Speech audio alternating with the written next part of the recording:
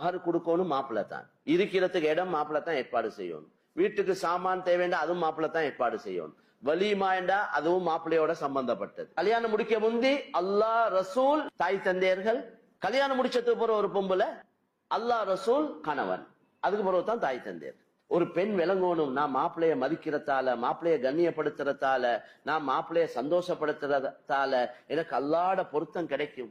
அதனால தான் எனவே ஒரு பெண் விளங்கணும், நான் என் கணவன் தேவைகளை நான் சரியாக பூர்த்தி செய்ய இல்லைண்டா என் கணவன் பாவத்துல ஈடுபட்ட அந்த பாவம் எனக்கு தான் கிடைக்கும்.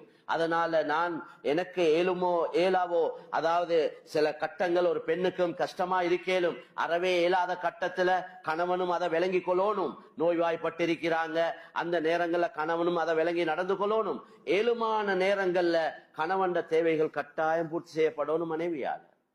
ஒரு பார்வை ஒரு பெண்ணின் பக்கம் போகுதேண்டா, ஒருத்தர்த நான் தெளிவாவே விளங்குற மாதிரி சொல்றேன்டா, ஒருவர் நல்ல வயிறு நிறைய சாப்பிட்டுட்டாரேண்டா போற வார வழியில இருக்கிற கள்ள கடையாப்பம் எல்லாம் தின்னுவாரா? ஒன்றும் சாப்பிட மாட்டார். இவர் சொல்ல எனக்கு மாஷால எனக்கு ஒரு நிறைஞ்சிடி.